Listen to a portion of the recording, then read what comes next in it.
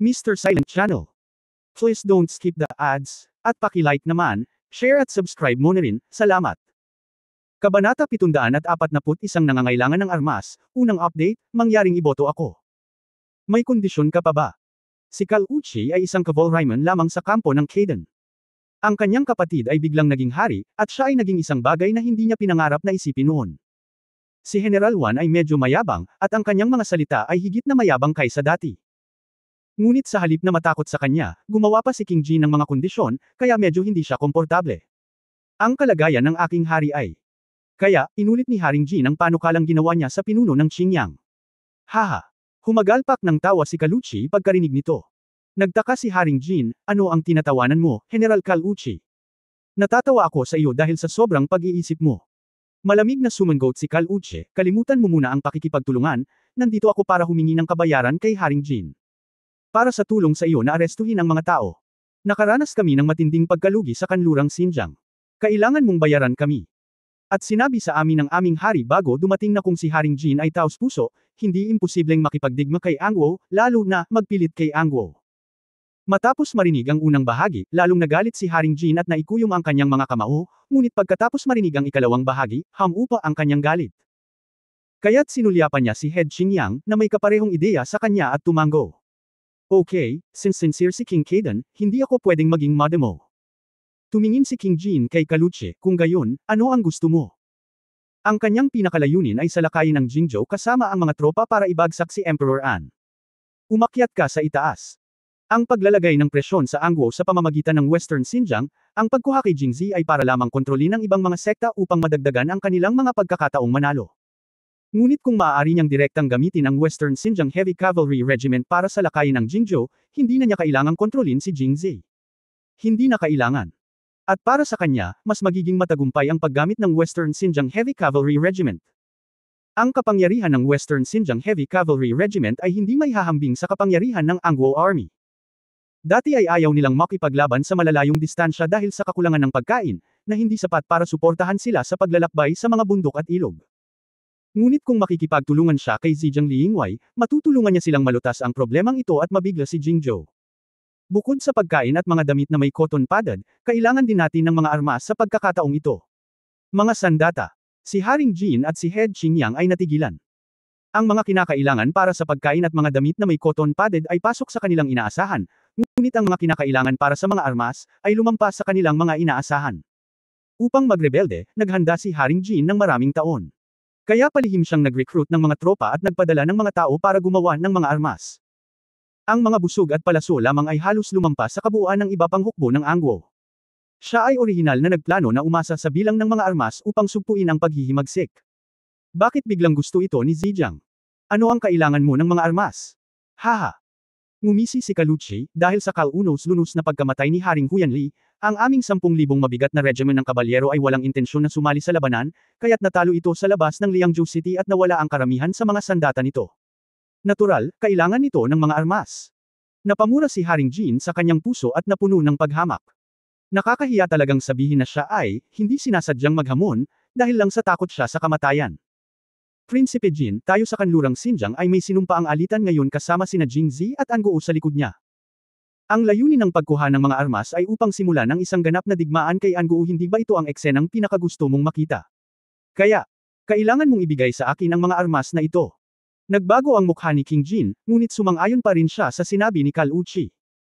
Kung ang Western Xinjiang ay nakipagdigma kay Angwo, ang mga opisyal at sundalong pinalaki niya sa loob ng maraming taon ay hindi makakasunod sa likuran upang kunin ang malubay. Kailangan ng napakaraming sandata upang mamuno sa pagsingil. Kaya't ikanaway niya ang kanyang kamay, okay, ibibigay ko sa iyo ang pagkain, damit na bulak, at mga sandata lahat. Napalitan ng ngiti ang mukha ni Cal Uchi, at iniisip pa rin niya ang sarili, tama ang sinabi ni Kuya, madali siyang dayin. Ngunit pagkatapos mong makuha ang mga bagay, kailan magsisimula ang digmaan? Direktang sumagot si Cal Uchi nang hindi man lang nag-iisip tungkol dito, ang pinakamaaga ay pagkatapos ng bagong taon, o pagkatapos ng simula ng tagsibol. Bakit late? Hindi na makapaghintay si King Jin na makita ito. Mag-aaway sila ngayon, at talagang ayaw na niyang maghintay pa. Prinsipe Jin, ang aking panganay na kapatid ay naging hari lamang ng ilang araw. Ang mga tao sa kanlurang Xinjiang ay hindi kailangang patahimikin. Ang mga pangunahing tribo ay hindi kailangang sugpuin. Marami pa ring hindi pagkakatugma na mga tinig sa kanlurang Xinjiang tungkol sa pag-akyat ng aking panganay na kapatid, na kailangang linawin ng aking panganay na kapatid na lalaki upang mag-isip ng malaki, King Jin na mag-isip ng malaki. Ang wow sa oras na ito. Pagkatapos magsalita ni Kaluche, nakumbinsi si Haring Jin. Masyado siyang balisa ngayon lang. Nang siya ay huminahon at nag-isip tungkol dito, paano ang isang bagong umakyat na monarko ay magsisimula ng isang digmaan sa sandaling siya ay dumating sa trono. Okay, hintayin natin hanggang sa alisin ni Haring Kaidan ang lahat ng mga gawain sa kanlurang Xinjiang at pagkatapos ay maglunsad ng isang malawakang digmaan laban sa Angwo. Sa oras na iyon, ang tarangkahan ng Jingxi ay bubuksan sa Western Xinjiang Heavy Cavalry Regiment. Mula doon, maaari kang direktang pumunta sa silangan at makarating sa Jingzhou.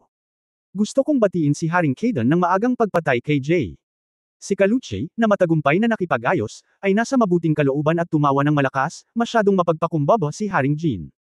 Bayan Jingzhe, hindi ba dapat si King Jin ang higit na nakikinabang?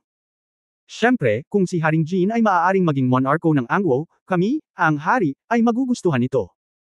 Pagdating ng panahon, umaasa kaming hindi makalimutan ni King Jin ang malalim na pagkakaibigan sa pagitan namin at patuloy na makipagtulungan. Okay, walang problema. Ngumiti si Haring Jin, darating si Kaluchiwan sa mahabang paglalakbay, at maghahanda ako ng ilang magagandang kwartong pambisita para makapagpahinga ka. Salamat, King Jin, sa iyong kabaitan. Nagmamadaling iwinagayway ni Kaluchi ang kanyang kamay at tumanggi, Haring Jin, pakiusap bilasan at ihanda ang pagkain, mga damit na bulak at mga sandata, at ilagay ang mga ito sa karwahe na dinala ng general. Aalisin namin kaagad. Okay, Magistrate Jing. Narito, Jin, King. Bumaba kasama si General Kaluchiwan at tulungan silang magkarga ng pagkain, mga damit na bulak at mga sandata sa kotse ayon sa kanyang mga tagubilin. Oo, General Kaluchiwan, pakiusap. Itinaas ni Chi ang kanyang mga kamay kay Haring Jin at nakangiting sinabi, maraming salamat, Haring Jin. Follow. Pagkatapos ay sinundan niya si Jingba pababa. Habang pinagmamasdan ang pag-anod ng likod ng dalawang tao, ang ngiti sa mukha ni Haring Jin ay unti-unting tumigas, at pagkatapos ay muling nagdilim. Haha, anong tanga ang nananaginip? Paano ako pinagbabantaan ng isang grupo ng mga bulgar na barbaro? Kapag ang mga barbarong ito ay lumaban sa mga opisyal at sundalo ni Sumuyan hanggang sa masugitan ang magkabilang panig, tatayo ako at aanihin ang mga benepisyo. Sa oras na iyon, hindi lamang ako makakagawa ng pagbawi sa trono na pag-aari ko ay makakatulong din sa amin na maalis ang malakas na kaaway na ito sa Xinjiang. Sa oras na iyon, sino sa mga tao ng An ang hindi maaalala ang kabutihan ng haring ito? Noong si Emperor Sumuyan ng An ay nasa trono, para sa hari ng Jin, si Xinjiang ang pinakamahalagang bagay. Magkaibigan sila, ngunit kapag si Haring Jin mismo ang namumuno, kailangang harapin ni Xinjiang ang isang malakas na kaaway. Ang kanyang ideya ay bugbugin siya hanggang mamatay gamit ang isang patpat, at hindi siya gagawa ng anuman para maghanap ng balat mula sa isang tigre. Ngunit hindi ba nararapat na bigyan sila ng mga armas? Si Head Xingyang ay may ilang pagdududa. Kung tutusin, mga armas ang kanilang sinalaigan para hamanin si Emperor An.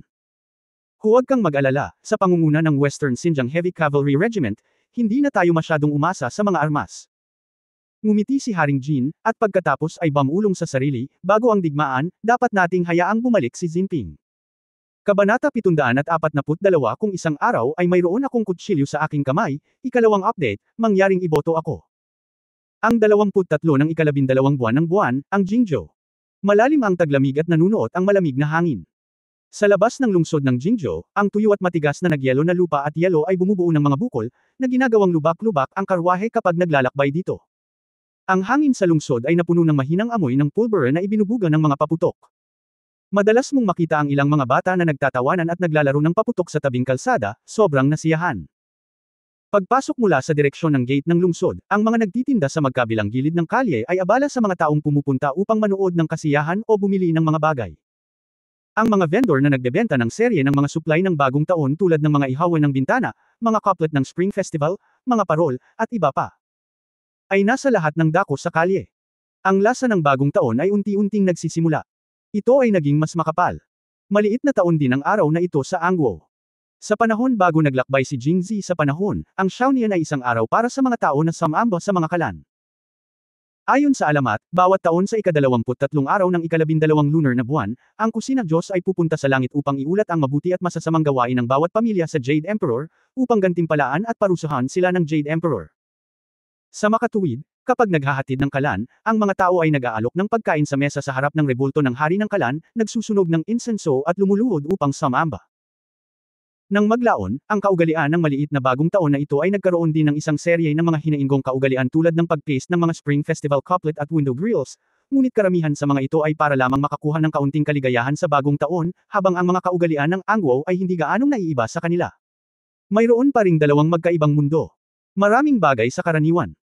Sa oras na ito, ang bawat sambahayan ay nagsimulang maglagay ng Spring Festival couplets at window grills sa harap ng kanilang mga pinto, at ang ilan ay nagsabit ng mga parol, ang ilan ay malaki at ang ilan ay maliit, na may iba't ibang pattern at hugis. Mayroong masiglang kapaligiran ng bagong taon sa lahat ng dako. Ngunit si Wen Xiangju sa labas ng pinto ay mas masigla. Mahigit 10 araw na ang lumipas, at ang pahayagan kung saan nanalo si Jing Zi sa alyansa sa martial arts ay matagal nang nailathala. Ang dami ng benta ng pahayagang iyon ay tumama sa isang bagong mataas, at ito ay naibenta pa rin sa loob ng 3 magkakasunod na araw, na nagpapakita ng impluwensya nito. Nang matapos ni Jing Zi ang kanyang paglalakbay sa Jingxi, dumiretso siya sa Liangzhou. Walang putol na konektado ang The Newspaper at isinulat ang lahat ng kanyang itinerary at kung ano ang nangyari. Ngayon ay bagong taon, at ito rin ang araw kung kailan inilalabas ang mga pahayagan. Ang mga tao ng Jingzhou ay talagang kapareho ng Chinese New Year. Ang nilalaman na inilathala sa pahayagan ngayon ay nagsasaad na si Jing Zi ay nagkataong nakatagpo ang Western Xinjiang Heavy Cavalry Regiment pagkarating sa Liangzhou. Ang pahayagan ay biglang natapos matapos isulat na sina Jing Zi at Yao Queen Merongshi ay dinukot ng mabibigat na regiment ng kabalyero. Sa dulo ng pahayagan, naroon pa rin ang pamilyar na pangungusap na hindi mabilang na beses na pinagalitan ng libu-libong tagahanga ng pahayagan. Dear readers, kung gusto mong malaman kung ano ang nangyari, pakinggan mo ang susunod na kabanata. Gusto kong pumatay ng tao. Isinara ito ng unang nakabasa ng dyaryo at halos sumigaw. Tumahimik ka, huwag mong sirain ang kwento. Diretso namang nagbabala ang katabi niya na hindi pa tapos manood. Kumbinsido ako, totoo ito. Hindi naman diba? Hindi naman nasira ulit diba? Haha, akala mo, sira na naman. Sa oras na ito, ang mga tao ay tapos nang magbasa ng isa-isa. Ang taong nanunood ay umiyak din gaya ng unang tao, at ang taong pinakamabagal na nanunood ay natapos ito at halos malaglag, bakit ganito na naman? Ang mga mabibigat na regiment ng kabalyerya ay walang mga hinaing laban kay Pangulong Jing, bakit nila gustong patayin si Jing? Kunin ang presidente na dinukot. Alisin mo na lang siya. Bakit mo pa sinasama si Reyna Yao? May panganib ba kung kidnapin nila si President Jing? Ang taong ito ay nagtanong ng maraming tanong, ngunit walang sumagot. Dahil sa paglalathala ng mga dyaryo, basta serialized ang nilalaman, mas marami o kulang ang mga sirang kabanata, lalo na ang mga serialized na kwento, mas nakakamangha ang mga sirang kabanata. Wala naman silang sinabing iba. Kung tutusin, alam nilang lahat sila ay gawa-gawa lamang. Tiyak na isusulat ng creator ang kwento sa isang magandang paraan at hindi niya kainisan ang kanilang mga loyal fans na binayaran ito ng walang dahilan. Pero para sa mga documentary story na ganito, nangyari talaga.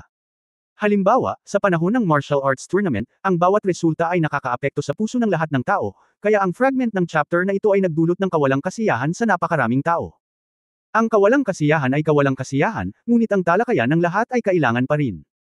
Sa tingin mo ba ay nasa panganib si President Jing? Talagang hindi. Hindi ba isinulat ito ng pahayagan noong nakaraan? Si President Jing ay supermaster na ngayon sa gitna ng ika-6 na antas. Paano matatalo ng mga Western Xinjiang Heavy Cavalry Regiment na iyon si President Jing? Oo, may katuturan iyon. Kaya, hindi lang maayos si President Jing, kundi Reyna. Maliligtas din si Yao dahil kay President Jing, di ba? At si President Jing ay isang talentadong tao, sa tingin mo ba hindi siya mai-inlove kay President Jing dahil dito? Haha, hindi sigurado. Hindi ba lumabas sa pahayagan na gustong pumunta ni Reyna Yao sa Jingzhou para makipag-ayos sa kasal, kaya pumunta siya sa Liangzhou? Napaka-posible na ang mga barbaro ng Western Xinjiang na tumulong sa pag-aaway ay mai-inlove kay President Jing sa huli. Kung tutusin, ang mga estudyanteng lalaki ang ikakasal. At ang mga babaeng estudyante ang ikakasal. Hehe. At the end, may sinabi ang lahat na lalaki lang ang nakakaintindi. Ngumiti. Pagkatapos noon, madalas mangyari ang ganitong eksena. Nakakadiri talaga ang chapter break na ito. Oo, walang sinira ang kabanata. Hoy, nabalitaan kong umalis na si President Jing, at ang editor-in-chief ng pahayagan na si Chen Jianan ang namamahala sa mga gawain sa pahayagan. Siya marahil ang sumulat ng pahayagan na ito. Si Chen Jianan ay walang kaunting GG. Nabalitaan ko na nagkaroon ng away si Chen Jianan kay President Jing noon. Walang kaunting GG si Chen Jianan. Ang pahayagan na ito ay sumulat tungkol sa isang bagay na nangyari mahigit 10 araw na ang nakalipas. Wala pang ilang araw ang lumipas upang magpadala ng liham mula sa Liangzhou Phage patungo sa Jingzhou. Tinatayang dapat malaman ni Chen Jianan ang nangyari sa Liangzhou, ngunit sadyang pinigilan niya ang pagsulat ng napakabagal, hindi ba? Gusto mo bang pukawin ang ating gana? Tumigil ka, walang kaunting Gigi si Chen Jianan. Oo, si Chen Jianan ay walang kaunting Gigi. Biglang, sa labas ng pinto ng Wen Xiangzhou, narinig ng maraming tao ang slogan na ito. Nagsilabasan ang mga taong bumili ng dyaryo kay Wen Xiangjulie at nakita ang poster na ito. Pagkatapos magtanong tungkol dito, sumali rin sila sa hukbong, Chen Jianan mo may kaunting Gigi. Pagkaraan ng mahabang panahon, may isang taong may damdaming nagsabi. Kung isang araw nandyan ang kutsilyo mga kamay. Ihagis ang mga sirang aso sa buong mundo. Sabay-sabay na sabi ng lahat na may malalalim na mata. Pahayagan ng Dawn. Sa ikalawang palapag, ang opisina ng editor. Ipinagmamalaki ni Chen Jianan ang kanyang sarili kamakailan. Mula nang maging editor-in-chief ng Dawn newspaper, bagamat hindi mataas ang kanyang opisyal na posisyon, tumaas ang kanyang katayuan sa lipunan, at madalas siyang makadalaw sa korte sa umaga sa palasyo. Ang mga opisyal ng korte na minsan lamang nakarinig ng kanyang pangalan ay napakagalang din sa kanya. Ito ay hindi niya kailanman nang ahas na isipin ito noon pa man. Sa panahon na umalis si Jingzi sa Jingzhou, bagamat may tulong siya kay Zhou Xining, siya pa rin ang may pananagutan sa mga pangunahing gawain. Mula sa unang pagkataranta hanggang ngayon, nakayanan na niya ito ng madali. At ang kanyang reputasyon sa Jingzhou ay palaki ng palaki, at maraming sikat na pamilya ang pumupunta para itanong sa kanya kung ikakasal na siya. Ang lahat ng ito ay salamat kay Jingzi, at ang kanyang ama na si Chen Guojiong ay madalas ding sumulat sa kanya, na nagsasabi na siya na ngayon maraming mga papuri sa kanyang sitwasyon, at sinabi rin nila na siya ay nagdala ng kaluwalhatian sa kanyang mga ninuno, na hindi pa nangyari noon. Sa kanyang mga sandali ng kagalakan, nadama ni Chen Jianan ang higit na pasasalamat kay Jingzi para sa kanyang kabaitan. Nagsumikap siya araw-araw upang maging isang magandang trabaho ang pahayagan. Chapter 743 Please call me sister from now on. First update, please vote for me. Ngayon ang araw kung kailan inilabas ang isang bagong isyu ng pahayagan.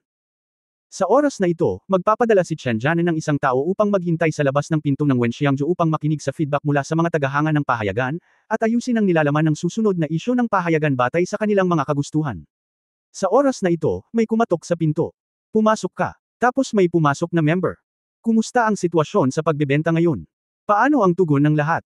Ha. Gagawin ng miyembrong ito ang gawain ng pagtatanong tungkol sa impormasyon sa bawat oras, at maaari niyang makumplito ito ng matagumpay sa bawat oras. Bakit siya kinakabahan ngayon? Kung may sasabihin ka, sabihin mo kaagad. Huwag kang mag-alinlangan. Kanino mo ito natutunan? Si Chen Jianan ay isa ng ganap na ibang tao. Hindi na siya kasing bata ng dati, at ang tono niya ay marilag. Well, sabi ko, hindi ako masisisi ni Editor Chen sa galit ko. Ngayon, mas na-curious si Chen Jianan, ano ang nangyayari? Ayan. Hindi mo pa rin maintindihan ang ugali ko. Ako ba yung tipo ng tao na madaling magalit? Gumaan ang pakiramdam ng miyembro matapos itong marinig. Sinabi nila na si Chen Jianan ay walang maliit na Gigi. Nang makita ang mukha ni Chen Jianan na naging puti at pagkatapos ay naging itim, agad na ipinagtanggol ng mga miyembro ang kanilang sarili at sinabing, Editor Chen, hindi ito ang sinabi ko, ito ang aktwal na mga salita ng mga ordinaryong taong iyon. Kaya, sinabi niya ang lahat ng kanyang nakita at narinig sa kalye. Nagbago ang ekspresyon ni Chen Jianan, at sa wakas ay naunawaan na niya kung bakit tutol ang lahat sa kanya. Labis din siyang naagrabyado. Bagamat sa mga tagalabas ay tila siya na ang namamahala sa pahayagan ngayon, wala ni isa sa mga kahangahangang serialized na kwento ang isinulat niya. Ang kwento ng Red Mansion ay isinulat ni Yu Xiangrong, at ang kwento ni Jingzi ay pinagsama-sama mismo ni Zhou Xining. Wala siyang kinalaman. Dahil dito, kapag napag-alitan ako, inilabas ko ang aking sarili. Hay, kung tutusin, kaya kong labanan itong mag-isa. Hiniling ko sa iyo na kumuha ng feedback mula sa mga tao. Ano ang nakolekta mo? Sabi ni Chen Jianan sa malamig na boses na may madilim na mukha. Sa tingin mo ba napakadali ng trabahong ito? Ayaw mo na bang gawin? Kung ayaw mong gawin, itatalaga kita sa printing department. Kulang ang tao doon. Malinaw, galit si Chen Jianan. Halatang iyon ang gusto niyang marinig, at nangako siyang hindi siya magagalit, ngunit naging ganito pa rin. Medyo naagrabyado ang miyembro, Editor Chen, sinabi mo lang na hindi ikaw ang uri ng weirdo na basta-basta lang nagagalit. Sinabi ko ba iyon? Oo, sinabi mo. Okay, ulitin ang orihinal na mga salita. Sabi ni Editor Chen. Harap. Sa akin ngayon lang, ako ba ang uri ng tao na madaling magalit? Oo, ako nga. Tumanggaw siya, matuwid siyang sumang-ayon.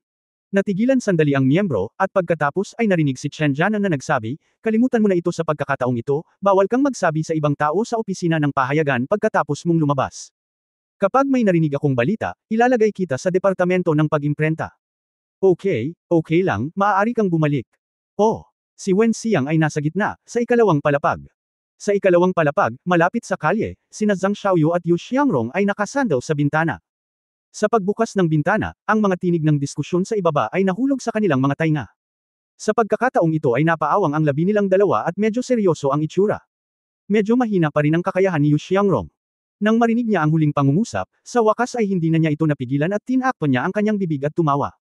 Nang makita ang ngiti ni Yu Xiangrong, nag-relax din si Zhang Xiaoyu at humagalpak ng tawa. Pagkatapos tumawa, nagreklamo muna ang kontrabida, Xiangrong, paano mo matatawa ang pangalawang kapatid na babae? Ako, hindi ko. Namula si Yu Xiangrong at iwinagayway ang kanyang kamay. Sinasabi pa rin na hindi. Narinig mo lang na sinabi nila na ang pangalawang kapatid na babae ay hindi. Kaya ka tumawa. Bagamat sinasabi ng mga tao sa ibaba na, walang kaunting Gigi si Chen Jianan, alam na alam nilang dalawa na mula nang umalis si Jingzi sa Beijing ay isinusulat na ni Zhou Xining ang lahat ng mga kwento tungkol sa kanya. Ang taong talagang sinira ang kabanata ay hindi si Chen Jianan, kundi si Zhou Xining, kaya noong sinabi nilang, walang Xiao Gigi na nakabasag ng kabanata, talagang pinag-uusapan nila si Zhou Xining. Gayunpaman, tama ang kanilang sinabi. Ginawa ni Zhou Xining. Sinimulan din ni Zhang Xiaoyu at Yu Xiangrong na pigilin ang kanilang pagtawa pagkatapos malaman ito. Kaya lang masyadong mababaw si Yu Xiangrong. Ako. Tumigil ka nga, ikaw, anyway, alam kong tinatawanan mo ang pangalawa kong kapatid. Kung ayaw mong sabihin ko, may pag-usapan tayo. Anong problema? Tawagin mo akong ate simula ngayon. Kahit na cute at walang muwang si Yu Xiangrong, hindi naman talaga siya tanga. Agad niyang naintindihan ang ibig sabihin ni Zhang Xiaoyu. Ang sinabi niya ay pagkatapos nilang lahat ni Jingzi, hahayaan siya ni Yu Xiangrong. Iba pang mga bagay. Ngunit sa ilang kadahilanan, si Yu Xiangrong ay biglang ayaw kong bitawan ito. Pagkatapos mag-isip tungkol dito, isang mapanlinlang na tingin ang lumitaw sa kanyang mga mata, Ate Xiaoyu, natawa ako, pero natawa ka rin. Kung sasabihin mo sa pangalawang kapatid na babae, sasabihin ko rin sa pangalawang kapatid na babae. Si Yu Xiangrong biglang nabigla si Zhang Xiaoyu sa kanyang katigasan, at pagkatapos ay nakangiting sinabi, ikaw Xiangrong, ang lakas ng loob mong takutin ako ngayon, hindi ba? Malinaw na si Sister Xiaoyu ang unang nagbanta kay Xiangrong, ngunit ngayon ang kontrabida ang unang nagreklamo. Napakatigas ng ulo mo. Tingnan mo. Nakakakiliti. Mali ako. Huwag kang maglakas loob. Pagbigyan mo na ako, Ate Xiaoyu. Pagkaraan ng ilang sandali ay napaupo siya na humihingal. Matapos ayusin ang kanyang damit, umupo muli si Yu Xiangrong sa harap ng bintana, hawak ang kanyang baba at nananaginip na nakatingin sa labas ng bintana. Sister Xiaoyu, sa tingin mo ba ay magiging maayos ang young master? Siyempre hindi.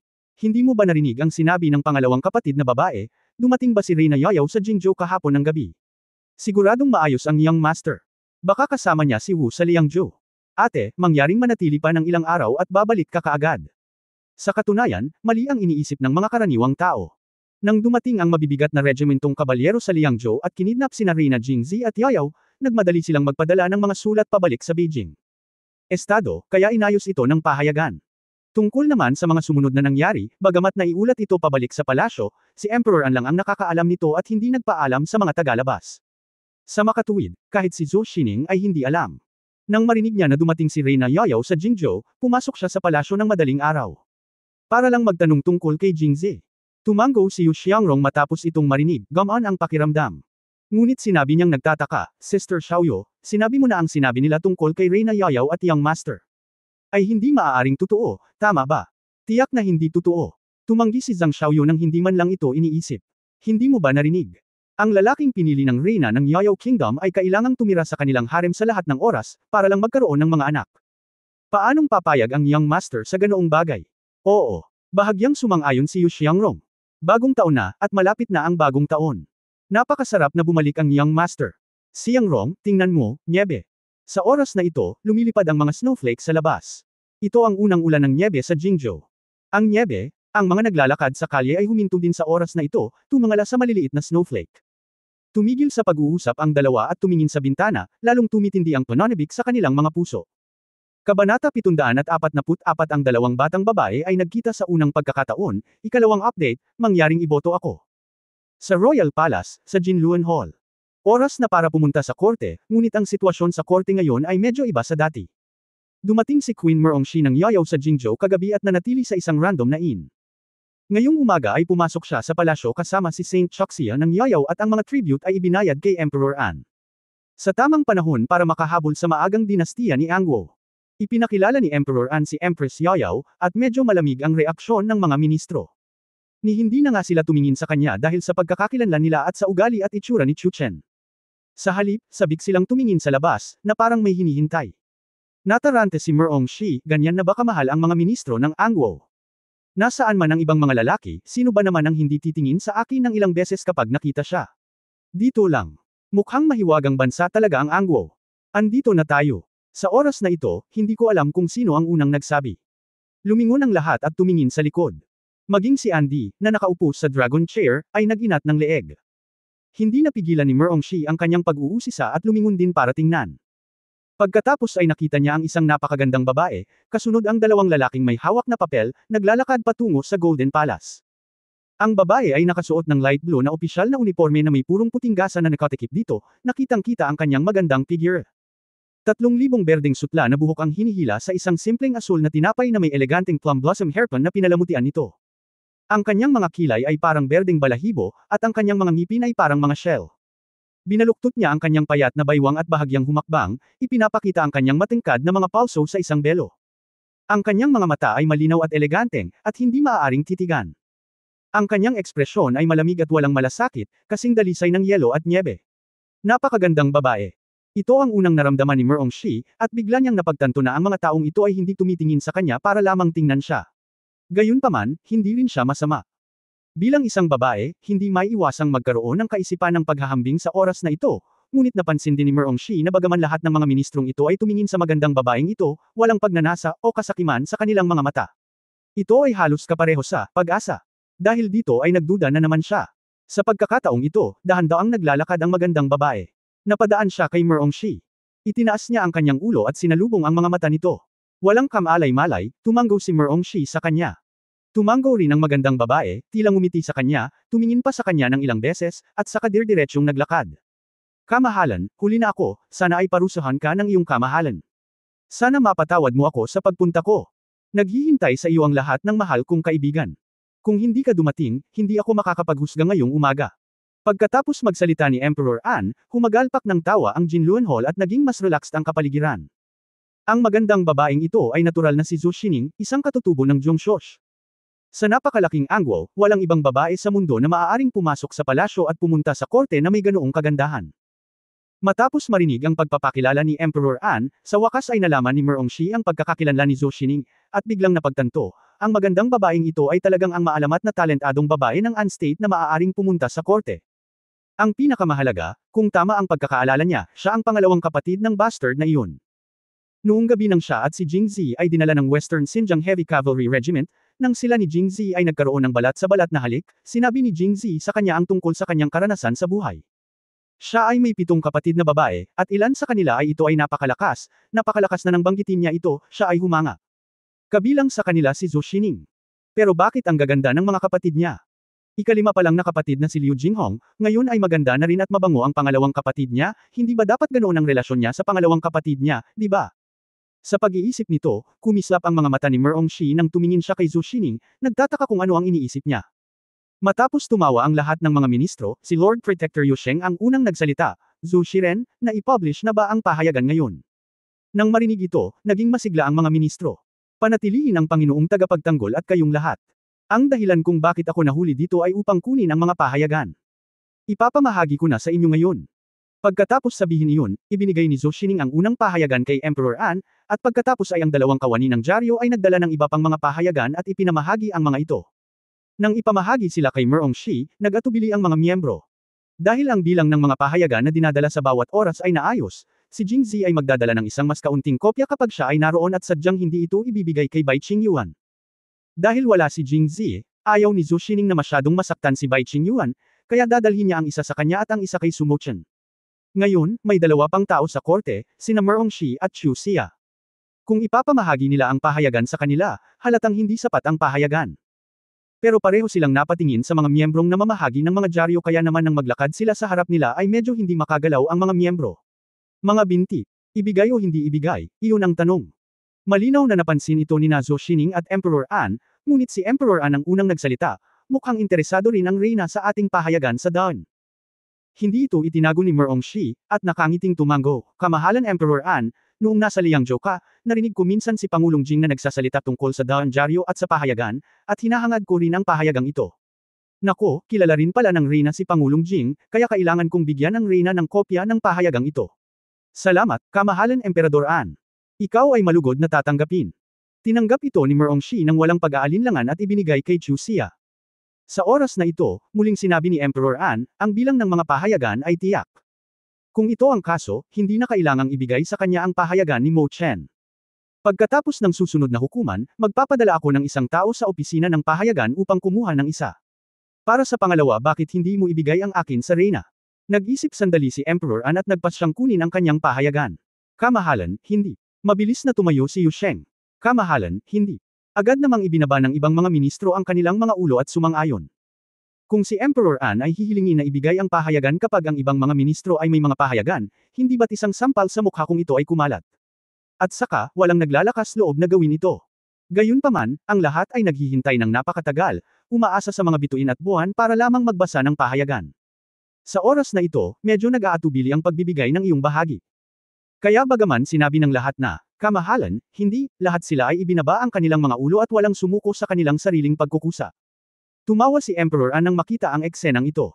Kaya't ikanaway niya ang kanyang mga kamay at nakangiting sinabi, mga mahal kong kaibigan, huwag mag-alala, hindi ko ito papanoorin ngayon. Hindi, kailangang panoorin ito ng iyong kamahalan.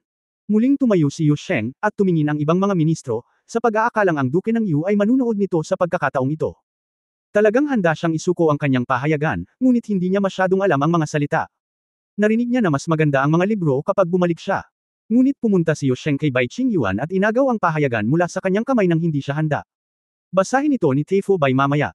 Hindi pa huli ang lahat. Mapipigilan mo pa ba ang kanyang kamahalan sa pagbabasa ng pahayagan? Ibinigay niya ito kay Emperor An. Ito. Sumulyap si Emperor An sa kanilang dalawa at tinanggap ito, kung ganoon, gusto kong magpasalamat sa inyo. Kamahalan, ito ang dapat kong gawin, kamahalan, hindi mo kailangang maging magalang. Sabi ni Yu Sheng na may ngiti sa labi. Ang katwiran ay kahanga-hanga. Bai Qingyuan. Chapter 745, Kasal, First Update, Please vote for me. Malapit nang sumabog si Bai Qingyuan. Ibigay ang iyong pahayagan kay Andy, at ibigay ito sa kanya. Ngunit ang pangunahing punto ay, ang pahayagan ay pag-aari niya, kaya bakit si Yu Sheng pa rin ang nakakuha ng huling benepisyo? Hindi ba ito masyadong walang kahihiyan? Bagamat walang hiya ang lalaking ito, limitado lang siya sa pagmumura. Ang pinsalang idinulot niya kay Bai Qingyuan ay itinuturing na pisikal na pinsala, hindi masyadong nakakapinsala, ngunit medyo nakakainsulto. Ngunit dahil magkakilala sina Yu Sheng at Jing Zi at nakikinig sa kanyang kamakailang mga pahayag, may malabong intensyon na gawing manugang si Jing Zi. Pagkatapos nilang mag-hangout, hindi na siya madalas magmura, pero sa tuwing may minumura siya, parang magic damage, dumarami ang pananakit at insulto. Dam Yu Sheng. Dam Jing Zi. Muling pinagalitan ni Bai Qingyuan silang dalawa sa kanyang puso, at sasagutin na sana si Yu Sheng ng ilang salita. Hindi siya makakagawa ng magagandang bagay at sa huli ay ninakaw niya ang limelight. Habang siya ay naghahanda na maglunsad ng isang alon ng pag-atake kay Yu Sheng, ang tunog ng talakayan ay biglang umalangaw-ngaw sa court hall. Ang kabanatang ito ay masyadong malungkot. Oo, kahit ako hindi ko maiwasang hindi maging komportable pagkatapos basahin ito. Kung mamatay ka ngayon, ililibing ka. Hindi ko alam kung kailan ka ililibing.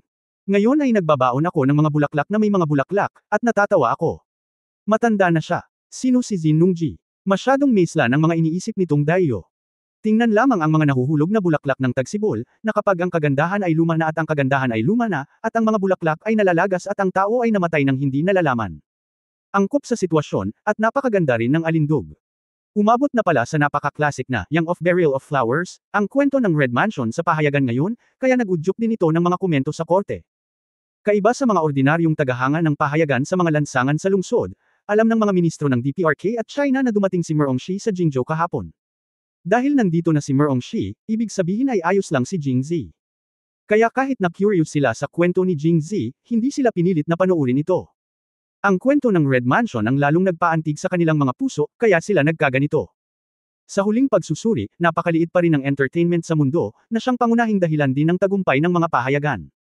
Sa oras na ito, maliban sa kanilang dalawa, lahat ng opisyal ng sibil at militar sa korte ay nagbabasa ng mga pahayagan. Ang isa sa dalawang taong ito ay si Bai Qingyuan at ang isa ay si Yu Sheng. Ginawa ito ni Bai Qingyuan dahil wala siyang pahayagan, at ginawa ito ni Yu Sheng dahil hindi siya marunong magbasa. Bagamat kinamumuhian niya si Jing Zi, si Bai Qingyuan ay lihim na mahilig sa mga pahayagan at hinahabol din niya ang kwento ng Red Mansions, kaya mas lalo siyang makati kapag naririnig niya ang mga komento ng lahat. Nag-scan siya ng isang linggo at muling pinuntirya si Yu Sheng. Yu Guogong, hindi ka nagbabasa ng dyaryo ngayon, ipakita mo sa akin. Bakit? Binigyan siya ni Yu Sheng ng diretsyong tingin. Ako, hindi mo ito binabasa. Basahin ko to pag-uwi ko. Tsaka bakit ko naman ibibigay sa'yo yung dyaryo ko? Bakit wala kang sinabi noong kinuha mo ang dyaryo ko? Yung dyaryo mo. Binili ko yan. Ba, binili ni President Jing. Ginagastos mo lang ang pera mo. Bakit ka nagpapanggap? Pinag-iisipan ni Bai Qingyuan kung magmadali at susundan si Yu. Noong siya ay nakikipaglaban hanggang sa kamatayan, halos natapos na ni Merongshi ang pag-browse sa pahayagan, at partikular na namangha at nagpapasalamat sa kakaibang disenyo ng iba't ibang seksyon at ang pagiging bago ng nilalaman. Kamahalan Emperor An, ang pahayagan na ito ay napakahusay na ginawa. Sino ang nakaisip ng mga ideyang ito? Curious na tanong ni Merongshi habang nilalapag ang dyaryo. Haha, dahil kay Jingzi ang presidente ng Dawn newspaper, natural na sa kanya ang ideya. Siya talaga. Bulong ni Merongshi sa sarili, medyo gamaan ang loob. Mas lalo pang naghalo-halo ang emosyon sa puso ko. Bakit mas lalo mo siyang nakikilala kapag mas nakikilala mo siya? At iba siya sa mga ordinaryong tao na nagbabasa ng dyaryo. Bukod sa pagbabasa ng kwento mismo, iniisip din niya ang iba pang gamit ng pahayagan. Kung ang lahat ng mga tao ay magiging dependent sa pahayagan, ito ay banayad na mag-uugnay sa mga tao ng bansa ng mas malapit. Sa pag-iisip nito, labis na nasasabik si Merongshi. Kung maipapatupad ito ng Yaoyao Kingdom, maaari niyang ipasa ang kanyang mga ideya sa mga tao at hindi na kailangang mag-alala tungkol sa paninirang puri ng kanyang mga kapatid na babae. Sa oras na ito, natapos din ni Andy ang pagbabasa ng dyaryo. Mga mahal kong kaibigan, nabasa mo na ba ang lahat? Kamahalan, nabasa mo na. Sumagot ang mga ministro. Okay, pagkatapos ay formal na tayong pumunta sa korte. Sabi niya at sumulyap kay Merongshi, labis akong naantig na si Empress Yaoyao ay nanggaling sa Laishi. Hindi ko lang alam kung bakit pumunta si Empress Yaoyao sa Jingzhou. Ano? Ito ay isang tipikal na halimbawa ng pagpapanggap na nalilito. Alam ni Emperor An na si Merong Zilay ay nagpaplanong magpakasal, at kahit ang lahat ng mga ministro ay alam ang tungkol dito, ngunit lahat sila ay umaktong, alam ko ngunit hindi ko sasabihin. Kamahalan Emperor An, palagi akong nag-aalala at nananabik para sa mga kaugalian at kaugalian ng Angwo. Noon pa man ay nais kong magkaroon ng mas malapit na koneksyon sa Angwo. Huminto sandali si Merongshi bago nagpatuloy, kaya ang haring ito ay talagang narito para sa layunin ng kapayapaan. At gumawa ng kapayapaan. Nagkaroon ng kaguluhan sa korte, at si Emperor An ay tumingin sa ibaba, iniisip na silang lahat ay isang grupo ng mga drama queen. Matapos marinig ito, ngumiti din si Emperor An at nagsabi, kasal. Ang ikatlong prinsipe ng Southern Qi ay minsang dumating sa Jingzhou noon at gustong pakasalan ng aking nag-iisang anak na babae na si Mo Chen. Gayunpaman, hindi niya natugunan ang mga kondisyon ni Mo Chen at hindi niya nagawang maglakbay. Sa katunayan, si Emperor An o si Su Mo Chen ay hindi nasiyahan sa proposal ng kasal sa Angwo, kaya nagtakda sila ng mga kondisyon para sa isang sibil at militar na pagsusulit. Bilang resulta, natupad ni Jingzi ang kanyang mga inaasahan at nabigong hayaan si Nanshi na magtagumpay, at ito ay naging isang magandang kwento. Ngayong dumating na si Reyna Yaoyao upang humiling ng kasal, hindi na maaaring maglagay si Emperor An ng anumang mga kondisyon para sa paligsahan. Kung tutuusin, babae ang kabilang partido, at napakahiyang gawin iyon. Siguro kung si Reyna Yaoyao ay may gusto niyang piliin mula sa kanyang mga kamag-anak. Sa katunayan, isinaalang-alang ni Emperor An ang bagay na ito ng pribado, at mayroong dalawang kandidato. Sa kanyang puso, mas pinili niya si Prinsipe Sumoya na magmana ng trono, ngunit si Sumoo ay handa ng kumilos, na hindi niya gustong makita. Kung pahihintulutan siyang magpakasal, hindi lamang niya magagawang magkaroon ng pakikipagkaibigan sa Yaoyao Kingdom, ngunit maalis din ang mga panloob na problema. Ang pinakamahalagang bagay ay na siya, isang prinsipe, ay maaaring makipagkasundo kay Reyna Yaoyao. Bilang karagdagan sa kanya, ang pangalawang pinili ni Emperor An ay si Su Jinping, ang panganay na anak ng Jin Dynasty. Sa kasamaang palad, hindi lang masyadong pangit si Su Jinping, ngunit nag-aalala rin siya na kung pupunta si Su Jinping sa Yaoyao Kingdom, siya ay magiging tulong muli ni Jin Wang. Tapos medyo sulit ang pagkawala. At hinayaan na niya si Su Jinping na bumalik, kaya wala siyang pagpipilian kundi ang sumuko. Kaya nasa isip na niya ang kandidato, ngunit sa oras na ito kailangan pa niyang magpanggap na nakikinig sa opinyon ni Merongshi. Kamahalan Emperor An, ang aking dating kaalaman tungkol sa Angguo ay pawang sabi-sabi at hindi maaaring totoo. Gayunpaman, sa Liangzhou at sa kanyang partido, nakilala ko si Pangulong Jing at hinangaan ang personalidad, talento at pag-aaral ni Pangulong Jing. Bukod dito, iniligtas din ni Pangulong Jing ang aking buhay ay nakatulong sa akin, kaya mas maganda ang impresyon ko sa mga tao ng Angguo. Kabanata 746 na Kabanata 750 ako ang kanyang pangalawang kapatid na babae, ikalawang update, mangyaring iboto ako. Pagkatapos magsalita ni Merongshi, tumahimik na ang court hall. Nagkatinginan ang mga ministro na may gulat sa kanilang mga mukha. Dahil sa kanila, ang ipinahayag ni Merongshi ay tila maganda ang impresyon niya kay Jingzi. Bagamat hindi niya ito nasabi ng malinaw, ang pinagbabatayan ng kahulugan sa likod ng kanyang mga salita ay hindi maaaring dein ng mga taong katulad nila. Sa pagtingin sa mga reaksyon ng lahat, si Merong Shi ay nakaramdam ng bahagyang pagmamalaki sa ilang kadahilanan.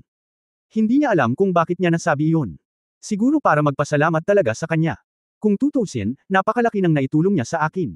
Hay, bakit nangangagat ang ngipin ko kapag naiisip ko ito?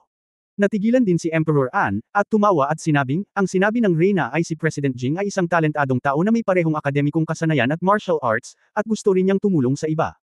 Napakaraming tao sa Angguo na nakatanggap ng tulong mula sa kanya, at lahat sila ay lubos na humahanga sa kanya. Hindi nakakagulat na may ganoong ideya ang Reyna. Napakatalino ni Emperor An. Sa pagsasabi nito, hindi niya direktang ipinaalala kay Merong Shi na mabait si Jingzi sa lahat, kaya hindi mo kailangang maging sentimental. Pagkatapos niyang magsalita, iniba niya agad ang usapan. Susunod, pag-usapan natin ang pagpili ng mga kamag-anak ng Reyna. Kamahalan. Sa oras na ito, lumabas si Bai Qingyuan, na matagal nang nanahimik. Bahagyang napakunot ang noo ni Emperor An, dahil palagi niyang nararamdaman na walang magandang mangyayari kung lalabas si Bai Qingyuan. Ngunit hindi niya napigil ang magsalita, kaya kailangan niyang sabihin, kung may sasabihin si Bai Aiking, sabihin mo lang. Sumulyap si Bai Qingyuan kay Yu Sheng, sumilay ang pagngisi sa kanyang mga labi, at pagkatapos ay nagsabi, noong kausap ng kanyang kamahalan si Reyna Yayaw ngayon lang, paulit-ulit kong iniisip kung sino ang dapat ipadala ni Angguo para sa kasal. Ngunit ngayon, mayroon akong isang kandidato sa isip. Pagkatapos sabihin iyon, tumingin ako kay Emperor An at sinabing, sa tingin ko ang pinakamahusay na kandidato para sa kasal ay walang iba kundi si President Jing. Wow! Ang isang bato ay nagudyok ng 1,000 alon, at ang bulwagan ng hukuman ay napuno ng kaguluhan. Bahagyang tumanggaw si Bai Qingyuan, napaka-proud. Nang marinig ito ni Sumoo sa gilid, sa wakas ay nakahinga siya ng maluwag. Kabaligtaran ang reyna ng isang bansa, at hindi masyadong mababa ang katayuan na pinili niya at ng kanyang mga kamag-anak. Ang pinakamalamang na pagpipilian ay ang pumili ng isang anak ng maharlikang pamilya. Naisip ni Sumoo na siya ang may pinakamagandang pagkakataon. Lalo na't ilang beses siyang tinignan ni Andy na mas lalong nag-alala. Bagamat maganda si Merong Shi, ayaw ni Sumoo na pumunta sa Yayaw Kingdom para maging Reg Along Manugang. Hindi. Pagkatapos ng isang pagsabog ng ingay, ang mayaman at makapangyarihang boses ni Yu Sheng ay biglang umusbong. Bakit hindi? Si Bai Qingyuan ay naghihintay kay Yu Sheng. Nang tumutol siya, nahulog siya sa kanyang bitag. Natural, hindi pakakawalan ni Bai Qingyuan ang magandang pagkakataon. Ito, hindi talaga gagana. Si Yu Sheng ay orihinal na isang magaspang na tao, ngunit nang nahaharap sa isang hindi inaasahang sitwasyon na nangangailangan ng pangangatwiran, siya ay natigil. Ngumisi si Bai Qingyuan, ang hindi pagkakasundo ba ni Ji Yu Guogong ay para sa kapakanan ng kapayapaan ng bansa o para sa kanyang pansariling interes? Ako. Sa pagkakaalam ko, ipinangangaral ni Mr. Yu Guogong na si President Jing ang dragon mo. Mabilis na manugang, araw-araw din siyang bumibisita sa Wenxiang residence ni President Jing. Wala siyang binabayaran kahit isang sentimo para sa pagkain, inumin o pagbabasa ng mga libro doon. Bakit, natatakot ba si Yu Guogong na hindi ka makapunta sa Wenxiang residences pagkatapos ng kasal ni President Jing? Wenxiangju, pagmamay-ari din niya. 2 beses itong binulong ni Merong Shi sa kanyang isip at isinulat ito. Kung talagang gusto ni Ji Yu Guo na panatilihing manugang mo si Pangulong Jing, hindi niya pinansin ang bansa ni Angguo, gumamit ng kapangyarihan para sa pansariling pakinabang, at isinakripisyo ang katatagan ni Angguo para sa kanyang pansariling interes. Haha, hindi ba mahihiya si Mr. Yu? Tumawa si Bai Qingyuan. Hehe, ang bawat salita ay parang matalas na kutsilyo, diretsyong tumatama sa vital point ng tagumpay. Nakaramdam ng kaunting panghihinayang si Yu Sheng. Masyado siyang high profile kamakailan. Sa pribado, palagi niyang itinuturing ang kanyang sarili bilang pinakamatandang biyenan ng Jing Club, kaya nahuli siya ni Bai Qingyuan. Tila talagang tinutulan niya ito para sa pansariling kapakanan. Ngunit ito talaga ang kaso. Para sa kapakanan ng kanyang anak na babae, hindi siya maaaring sumang-ayon dito. Sa pagkatulala, isa pang mapagpasyang boses ang tumunog sa likuran niya, na ikinagulat niya. Hindi. Ang malamig na boses ni Zhou Xining ay tumunog, na walang puwang para sa pagdududa. Lumingon ang lahat, lalo na si Merong Shi. Muli siyang tumingin sa kanya, at biglang may ayaw umamin ng pagkatalo sa kanyang puso, bakit ka tumututol? Posible bang, tulad ni Liu Jinghong, ikaw talaga ang kanyang mahal na kapatid? Gayunpaman, siya ay isang opisyal ng korte at alam ng buong mundo ang tungkol sa kanilang relasyon sa magkapatid. Naglakas loob ba talaga siya? Si Bai Qingyuan, nakatatapos lang talunin si Yu Sheng, ay nasa mataas na espiritu at mataas ang espiritu ng pakikipaglaban. Sa oras na ito, hindi siya umatras dahil sa pagtutol ni Zhou Xining, ngunit sa halip ay nagtanong, Zhou Shiren, bakit hindi ito magawa? Kung hindi ito gumana, hindi ito magagawa. Si Zhou Xining ay malamig at malamig. Muling tumunog ang boses, kaya nabulunan si Bai Qingyuan. Ano ang dahilan? Walang dahilan. Pangalawang kapatid niya ako. Kung sasabihin kong hindi, ibig sabihin hindi. Ang kanyang mga salita ay matalas at nangingibabaw, at si Yu Sheng sa tabi niya ay puno ng damdamin. Haha, hindi nararapat ang sinabi ni Zhu Shiren. Si Bai Qingyuan ay natatakot sa karahasan, ngunit hindi natatakot sa pagiging makatwiran.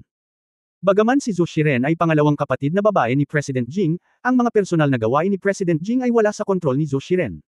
At saka, ang pagkakasundo sa pagitan ng dalawang bansa ay hindi isang pribadong bagay, kaya walang silbi na tumutol ka. Nawalan ng masabi si Zhu Shining. Balisa at galit ako sa oras na ito. Hindi na niya kayang asikasuhin ang mga bagay ng lalaki niya. Kahit na ang isang lalaki ay kumuha ng isang babae o isang bata, kailangan niyang tumanggo at sumang-ayon. Kung talagang hindi siya pumayag, kahit na kumuha siya ng isang babae, maaari lang siyang kumilos bilang isang babae sa labas. Ngayon gusto niyang ipadala ang kanyang lalaki sa Yayao Country para sa kasal, at hindi man lang siya makatutol. Nakaramdam ng hinanakit si Zhu Shining, ngunit wala siyang magagawa tungkol dito. Mukhang hindi talaga siya makatutol. Sa harap ng mga tagalabas, siya pa rin ang pangalawang kapatid na babae ni Jingzi, at si Jingzi ay maaari lamang maging kanyang nakababatang kapatid na lalaki. Hindi niya masabi sa harap ni Emperor An, ang aking kapatid ay naging lalaki ko, tama ba? Hindi lang siya pagtatawanan, ngunit ang pinakamahalagang bagay ay, saan magkakaroon ng puwang si Jingzi para tumayo sa korte at maging sa buong Angwo.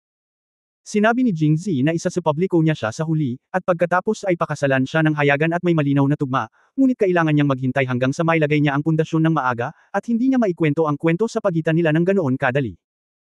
Nang makitang natalo niya ang dalawang magkasunod na tao, at nabura na ang masamang kapalaran ng pagnakawan ng pahayagan ni Yu Sheng, muling lumabas si Bai Qingyuan, itinaas ang kanyang mga kamay kay Emperor An at sinabing, "Kamahalan, kung magpakasal sina Pangulong Jing at Empress Yayao, ang kailangan lang ay sina Reyna Yayao at Her Majesty ni Yusheho na tumanggo ng karapatan kay Guo."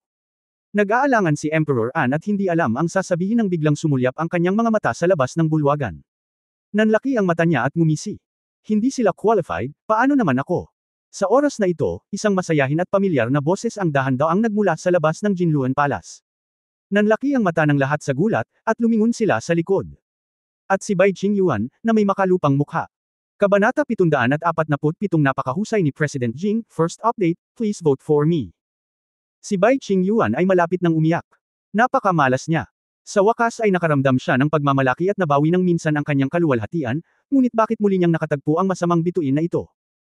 Ang mabagal na pumasok mula sa labas ng Jinluan Hall ay natural na si Jingzei Benzei na bumalik mula sa Liangzhou. Ang mga mata ni Zhou Shining ay parang tubig, na may kaunting liwanag ng bituin, pinagmamasdan si Jingzi na dahan-daang lumalapit, pakiramdam na parang tumigil ang oras. Nakatingin din si Jingzi kay Zhou Shining mula nang pumasok siya sa palasyo. Pagkatapos ng mahabang panahon na hindi siya nakita, ang tonanibik niya kay Zhou Shining ay matagal ng parang mga damo sa liyuan, kaya pagpasok pa lang niya sa gate ng Jingzhou City, gusto na niyang magmadaling umuwi para makita siya. Zhou Shining. Ngunit sa huli, binitawan niya ang ideya, dahil noong siya ay nasa Liangzhou, minsan ay nagpadala si Emperador An ng liham sa kanya, na nagbabala sa kanya na dapat siyang pumunta sa palasyo upang iulat ang kanyang trabaho pagkatapos bumalik sa Jingzhou. Si Bai Qingyuan ay naglunsad na ng kampanya laban sa kanya sa bagay na ito noong nakaraang pagkakataon. Isang beses siyang umatake, ngunit sa kabutihang palad ay hindi pa siya nakabalik sa Beijing noong panahong iyon, kaya nabigo ang pag-atake. Natuto si Jingzi mula sa kanyang karanasan at direktang pumasok sa palasyo. Ngunit sa pagkakataong ito ay pumasok siya sa palasyo sa tamang oras. Hindi lang si Zhou Shining ang nandito, ngunit nakasalubong din niya si Bai Qingyuan na muling umaatake sa kanya, kaya sinimulan niya itong direktang atakihin. Si Jingzi, isang abang ministro, ay pumupunta upang makita ang kamahalan. Dumating si Jingzi sa Jinluan Hall at unang bumati kay Emperor An. Halika, si Pangulong Jing ay gumawa ng malaking kontribusyon sa daan, kaya hindi na kailangang magbayad muli ng ganoong kalaking regalo. Nakangiting sabi ni Emperor An. Pagkatapos tumayo ni Jingzi, diretso siyang lumingon kay Bai Qingyuan. Darating siya, darating siya. Lahat ng mga ministro ay nagpipigil ng hininga, ngunit hindi nila maitago ang tonanibik sa kanilang mga mata. Noong mga araw na wala si Jingzi, sobrang namiss nila ang ganitong uri ng mapanuksong sampal sa mukha ng hindi nagmumura. Ang mukha ni Bai Qingyuan ay mapatla, ngunit nakaramdam siya ng kaunting pag-asa sa kanyang puso, iniisip na hanggat pinanghahawakan niya ang kapalaran na hayaang pakasalan siya ni Jingzi, hindi mahalaga kung paano niya ito pagalitan. Sa oras na ito, nagsalita si Jingzi. Teacher Bai, matagal na kitang hindi nakikita. Miss na kita. Mariing itinikom ni Bai Qingyuan ang kanyang bibig, naghihintay sa susunod na mga salita. Akala ko noong una ay nasa mataas na posisyon si Tefo Bai ngunit walang gaanong kakayahan. Ngayon ay tila nagkamali ako. Matapos sabihin ni Jingzi ng taos puso, iniba niya ang paksa, lumalabas na si Tefo Bai ay may potensyal pa ring maging matchmaker. Kung hindi, sa hinaharap huwag mo akong tawaging Mrs. Bai. Tawagin na lang nating matchmaker Bai. Ikaw, ang bastos. Alam ni Bai Qingyuan na sadyang iniinis siya ni Jingzi at gusto niyang manatiling kalmado, ngunit ang bibig ni Jingzi ay talagang maput at ang mga salita ay nanggaling sa kanyang bibig. Pagkasabi pa lang ni Li ay hindi na siya mapakali. Kamahalan, kailangan mong magdesisyon para sa akin. Dahil pinahiya ng isang opisyal sa ika-5 baitang sa harap ng daan-daang opisyal ng sibil at militar at ni Reyna Yayaw, naramdaman ni Bai Qingyuan na nawala ang kanyang mukha, at ang pinakamahalagang bagay ay wala siyang pakialam kay Jingzi. Sa bagay, mas nakakairita ito. Sa makatuwid, maaari lamang siyang humingi ng tulong kay Andy. Well, Jingzi, huwag kang magsalita ng walang kaparirikon. Ito ang pagpuna ni Emperor An kay Jingzi. Si Bai Qingyuan ay may mapurol na hitsura sa kanyang mukha pagkatapos marinig ito. Nagkibit-balikat si Jingzi at nakangiting sinabi, "Kamahalan, tama ba ang sinabi ko? Kababalik ko lang sa Jingzhou, bakit sinabi sa akin ni Master Bai na ikakasal na ako? Baka gusto niyang magkaroon pa ako ng maraming anak habang bata pa ako. Wala bang silbi ang maging malungkot kung hindi mo kayang manganak ng anak sa huli?" Inilagay ni Bai Qingyuan ang kanyang mga kamay sa kanyang dibdib at muling namula ang kanyang mukha. Ang tagapagtanggol na si Yu Sheng ay tumabi, bahagyang tumanggo, at ganap na natalo si Bai Qingyuan sa ilang salita lamang. Tila may malaking agwat pa rin sa pagitan niya at ni Jingzi. Kalokohan. Pinag-uusapan mo ba ang pagpapakasal? Idilat mo ang iyong malalaking mata at tingnan mo. May Reyna Yayaw sa tapat mo. Sino pa ba ang hindi nagpapaligsahan na pakasalan si Reyna Yayaw? Inuminit kita, dapat magpasalamat ka. Hinay pa ni Bai Qingyuan ang kanyang balbas at tumitig. Daan. Haha. Ngumisi si Jingzi at mapang-asar na sinabi, "Teifu Bai, gusto ko munang pasalamatan ang iyong buong pamilya, at pagkatapos ay ang mga ninuno ko sa ika-18 henerasyon. Hindi ko kayang bayaran ang ganoong kagandang bagay. Sa tingin ko ay mas mabuti na si Teifu Bai na mismo ang gumawa nito. Hindi, kalahating patay na si Teifu Bai, kaya hindi na iyon manganak. Paano kung Teifu, base, para sa isang anak? Gusto ni Bai Qingyuan na dumura ng dugo. Nawalan ako ng malay, pero sa kasamaang palad ay hindi ko mailuwa, kaya ko lang tumayo at hinayaan si Jingzi na insultuhan ako. Jingzi, huwag kang magsalita ng walang kaparirikon. Kung ang dalawa sa kanila ay nag-aaway ng ganito sa mga normal na panahon, si Emperor An ay hindi lamang tamad na mag-alala, ngunit nais din niyang makakita ng higit pa. Pagkatapos ng lahat, noong wala si Jingzi, ang court ay isang pool ng stagnant water. Paano ito magiging kasing energetic ngayon? Pero kung tutusin, nandito pa rin si Reyna Yayaw.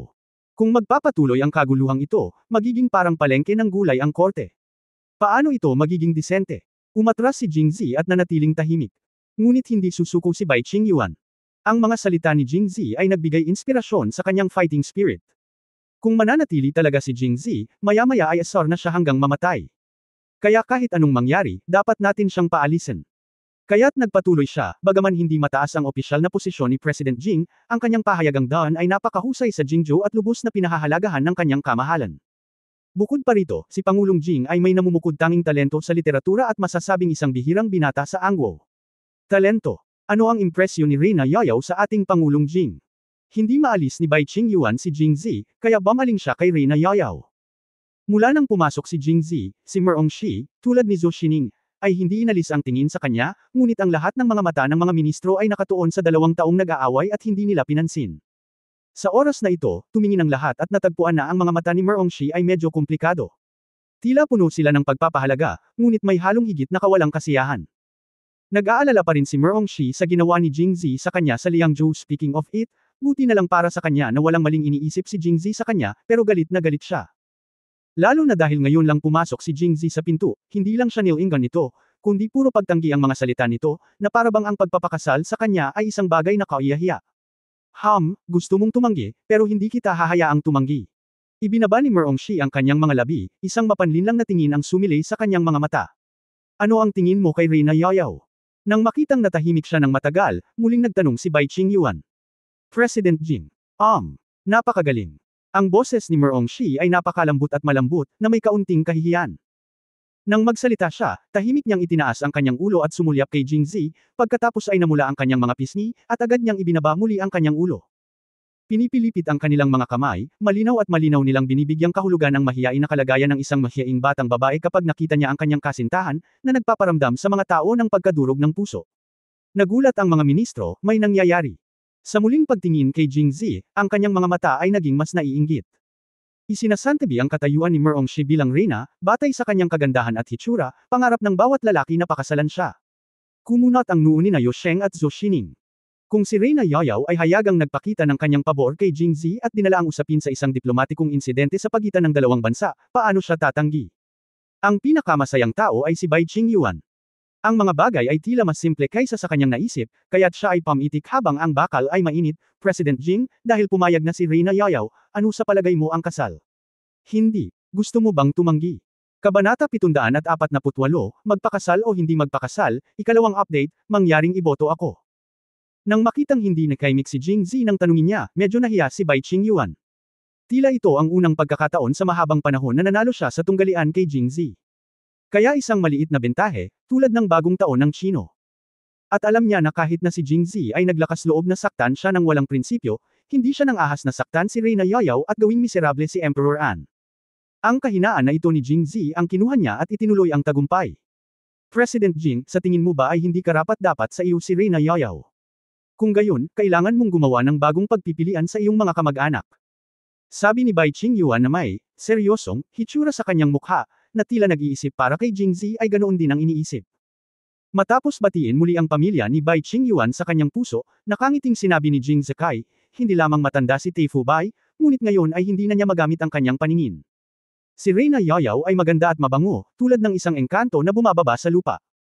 Kahit na ang isang lalaki ay mapapahiya kapag nakita niya ang Reyna. Paanong may isang tao na si Beifo ay hindi ganoon? Not a man enough by the way, hindi ka man lang makapagsilang ng anak, hindi ka talaga lalaki. Ikaw. Flop. Naku, nahimatay na naman si Tutor Bai. Tawagan ang Dr. Dali. Sa wakas ay nabigo si Bai Qingyuan na makayanan ang wave ng magic attack ni Jingzi at nahimatay siya sa lupa, na nagdulot ng kaguluhan sa bulwagan. Matapos buhati ng imperial na doktor si Bai Qingyuan pababa, unti-unting bumalik sa kontrol ang sitwasyon. Nagkatinginan sina Merong Shi at Chu Xia, puno ng pagkabigla at hindi paniniwala. Tila talagang hindi pangkaraniwan ang pananatili ni Jingzi sa Angwo. Napakasuklam ng bibig mo na iyan. Tumingin si Andy kay Jingzi at pinagalitan, ngunit nagsimula siyang tumawa habang nagsasalita. Mabuti na lang at hindi nagising si Bai Qingyuan, kung hindi ay nadurog ang puso niya nang makita ang reaksyon ni Andy. Mahihimatay na naman ako. Nagkibit balikat si Jingzi, kasalanan ito ni Bai Qing. Matapos magpaalam kay Liang Zhou, naging awkward na ang relasyon nila ni Merong Shi. Nang bumalik siya sa Jingzhou sa pagkakataong ito, ipinagdarasal pa rin niya na pinakamahusay na huwag makita si Merong Shi. Paano mo nalaman nakakakilala pa lang ni Bai Qingyuan sa kanya sa pagpasok niya sa palasyo, at hinikayat siya ni Bai Qingyuan na magpakasal, kaya kanino pa niya siya papagalitin? Lalo na ang reaksyon ni Merong Shi na halos mapasuka siya ng dugo. Ito pa rin ba ang mayabang na reyna noon? Sa kabutihang palad, nawalan ng malay si Bai Qingyuan matapos mapagalitan, at natapos ang usapin. Gayunpaman, salungat sa mga inaasahan, pagkatapos madala si Bai Qingyuan, itinaas ni Merong Shi ang kanyang ulo at nagtanong, President Jing, dahil sa tingin mo ay karapat-dapat ako sa sinumang lalaki sa mundo, paano naisip ni Pangulong Jing ang kasal? Ang dalawa sa kanila ay nagkaroon ng sleeping together na pagkakaibigan, ngunit si Merong Shi ay agresibo na ngayon. Ito ay isang bagay na hindi inaasahan ni Jingzi. Sa pagtingin sa kanyang maningning na mga mata, hindi maisip ni Jingzi na tumanggi. Magpakasal o hindi magpakasal, iyon ang tanong. Pagkatapos, itinanong ni Merong Shi ang tanong na ito, lahat ng pressure ay dumating kay Jingzi, at ang kanyang sagot ay nakaantig sa puso ng napakaraming tao. May mga nanunood sa saya, at may mga kinakabahan. Nilingan ni Jingzi ang kanyang ulo at sinulyapan si Zhou Xining. Tanging ang kanyang mga mata lamang ang mukhang napakapayapa. Nang mapansin niyang nakatingin si Jingzi, ngumiti siya at tumanggaw sa kanya. Parang siya lang ang hindi nag-aalala. Ngunit nang lumingon si Jingzi, muling kumunot ang kanyang mga kilay at pinag-isipan niya si Merong Shi. Huminga ng malalim si Jingzi at sinabi sa malalim na boses, masyadong mataas ang reyna at minamaliit ako. Isa lang akong minor de edad na opisyal mula sa ikalimang ranggo. Paano ako maglalakas loob na pag-usapan ang ganoong kalaking usapin bilang kasal sa korte na ito? Ikaw bagamat bata pa ang opisyal, napakatapang niya. Kahit na ang first class na tutor ay maaaring magalit sa iyo. Mayroon bang anumang bagay sa korte na hindi mo nang ahas na sabihin? Napakunot ng noo si Merong Shi at sisigot na sana nang magsalita muli si Jingzi, ang mga bagay na diplomatiko na kinasasangkutan ng mga bansa tulad ng kasal ay dapat ipaubaya sa desisyon ng iyong kamahalan. Siyaw, nagmura si Andy sa kanyang puso. Naisip niya na sa katalinuhan ni Jingzi, malulutas niya ang bagay, kaya sa simula pa lang ay may mentalidad na siyang mag-enjoy sa palabas. Sinong mag-aakala na bigla na namang lalapit sa kanya ang bola? Hayaan si Jingzi at magpakasal. Naramdaman ni Andy na kahit na puno ng tubig ang utak niya, hindi siya papayag. Bago lumitaw si Jingzi, ang Southern Shi ay nakatingin sa kanya sa timog, ang Zhejiang sa kanluran ay madalas na nakakasakit, ang mga ministro sa korte ay marami, ang sekta ay masyadong makapangyarihan at hindi makontrol, at ang hari ng Jin ay handa ng kumilos sa bansa. Sa tuwing naiisip niya ang mga ito, si Emperor An ay lubhang nababalisa. Sa oras na ito, nagpakita si Jingzi. Tinalo niya ang ikatlong prinsipe ng Southern Qi, kaya hindi na nang ahas ang Southern Qi na gawing basta-basta muli ang ideya ni Angwo. Ang impormasyong natanggap ilang araw na ang nakalipas ay nagpakita na ang Zhejiang Heavy Cavalry Regiment ay dumanas ng matinding pagkalugi. Sa katalinuhan ni Jingzi, tiyak na nakipagkasundo siya kay Zhejiang. Balak niyang magtanong ulit mamaya. At dahil sa kanyang hitsura, mas balanse ang lahat ng puwersa sa court. Dahil sa kanya, napalaya ang sekta mula sa panganib na kontrolin ng hari ng Jin. Ang pinakamahalagang bagay ay ang The Newspaper Society. Sino ang mag-aakalang magiging matagumpay ito noong una itong itinatag? Kung ang The Newspaper ay bubuksan sa lahat ng bahagi ng bansa sa kasalukuyang modelo, ang dekalidad na edukasyon, na orihinal na binanggit ni Jingzi ay tiyak na papasikat, at ang pambansang lakas ng Angwo ay tiyak na tataas ng mabilis. Minsan naisip ni Emperor An na si Jingzi ang maswerteng bituin na ibinigay sa kanya ng Diyos. Paano niya na ipapaalis ang maswerteng bituin? At nahulaan na ni Jingzi kung ano ang iniisip ni Emperor An, kaya itinapon niya ang mainit na patatas na ito. Hindi pa rin siya papayagan ni Emperor An na magpakasal, kaya't maaari niyang hayaan na siya ang maging masamang tao, para hindi na siya kamuhian ni Merongshi. Natahimik sandali si Andy, tapos biglang naging seryoso. Pagkatapos ay hinampas niya ng malakas ang dragon chair gamit ang kanyang malaking kamay, gumawa ng putok na tunog na ikinagulat ng lahat. Bold Jingzi, ikaw ay isang ikalimang ranggo na opisyal, at hindi ka kwalipikadong pumasok sa palasyo para dumalo sa korte. Lubos akong nalulugod na payagan kang dumalo sa korte. Hindi ko inaasahan na hindi mo lang pala pinahalagahan ang pagkakataong makapasok sa palasyo, ngunit kumilos ka rin sa korte. Napakapangahas mo at lantarang sumasalungat kay Teifu Bai, alam mo ba ang iyong kasalanan? Matapos sumigaw ng malakas si Emperor An, binawi niya ang kanyang mga kamay sa kanyang manggas at pinahit ito ng 2 beses, masyado siyang nasangkot sa suntok sa dragon chair kanina lang, masakit. Mabilis na lumuhad si Jingzi at nagsabi, Panginoon, ako ay may kasalanan. Lahat ng mga ministro ay tumingin sa tagpong ito at natulala. Dapat mong malaman na mula noong unang pumasok si Jingzi sa palasyo, gaano man kabalbal ang kanyang pag-uugali, hindi gaanong mahigpit si Emperor An gaya niya ngayon. Hindi kaya magbabago ang mga bagay-bagay. Tanging sina Jingzi at Zhou Xining lamang ang may ngiti sa kanilang mga labi, na parang nahulaan nila ang intensyon ni Emperor An. Sumunod, patuloy na sinabi ni Emperor An sa malamig na boses, dahil alam mo rin ang krimen, paparusahan kita. Kamahalan, ako ay isang ikalimang baitang Jimagwaneng na pinayagang pumasok sa palasyo para dumalo sa korte. Ang kamahalan ang gumawa ng exception para gantimpalaan ako, ngunit hindi ko ginawa kung hindi mo alam kung paano ito pahalagahan, masasayang ang pagsusumikap ng iyong kamahalan. Kung hindi, ako ay parurusahan ng hindi ako pinayagang dumalo sa korte ng ilang sandali.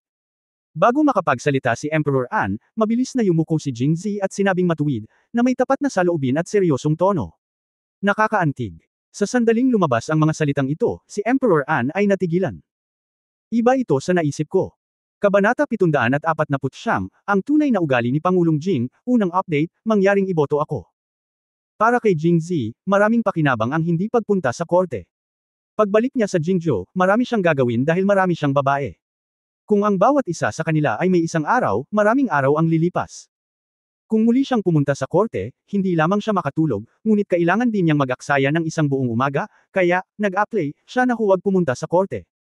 Sa panahon man lang na nasa Jingzhou si Merongshi, ayaw niyang pumunta sa korte para maiwasan ang nakakahiyang sitwasyon na tulad ng nangyayari ngayon. Para sa kanya, hindi parusa ang hindi pagpunta sa korte, kundi parang reward. At paanong hindi alam ni Andy ang iniisip niya? Sa sandaling ito, talagang gusto niyang sabihin na, nag-iisip ka ng kalokohan, ngunit dahil nandoon si Reyna Yayaw, at si Jingzi ay nagsasalita tungkol sa, isang yugto ng panahon, nagngangalit siya at sinabing, okay, pagkatapos ay parurusahan kita sa pinakamalapit na oras. Hindi ka pinapayagang pumunta sa palasyo upang pumunta sa korte sa loob ng isang panahon. Dapat kang magmuni-muni sa bahay. Kapag handa ka na, maaari kang pumunta sa korte muli. Oo, kamahalan. Muling niyuko ni Jingzi ang kanyang ulo, na may bakas ng kagalakan sa kanyang mukha. Kamahalan. Sa oras na ito, tumayo si Yu Sheng na may seryosong mukha. Bago siya makapagsalita, ikinaway ni Emperor An ang kanyang mga kamay at sinabing, Young Master Yu, hindi na ako kailangang hikayatin pa. Nakapagpasya na ako at hindi na babawiin ang parusa. Kamahalan, hindi ko hinihiling sa iyo na bawiin ang parusa, ngunit dagdagan ang parusa. Susundan kita. Paminsan-minsan ay nag-iingay si Teifu Bai, ngunit ito ay isang pagtatalo lamang sa pagitan ng dalawang opisyal ng parehong antas. Ngunit si President Jing, isang ikalimang antas na pangulo, ay gumawa ng mga bastos na pananalita kay Teifu Bai. Ito ay isang maikling panahon lamang na hindi siya natututo ng aralin. Matapos pakinggan ang mga salita ni Yu Sheng, itinaas ni Emperor An ang kanyang ulo at sumulyap sa kanya, at nagtanong sa mahinang boses, paano mo matuturuan siya ng leksyon ni Mr. Yu? Kamahalan, bigyan siya ng 1 taon na parusa. Huwag pumunta kahit kalahating hakbang sa labas ng Jingzhou City, at manatili sa paanan ng emperador para magmuni-muni.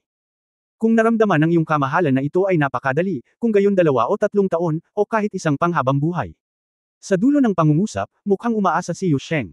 Para kay Jingzi, si Yu Sheng ang biyana na tumitingin sa kanyang manugang, at habang tinitingnan niya ito, lalo siyang nasisiyahan.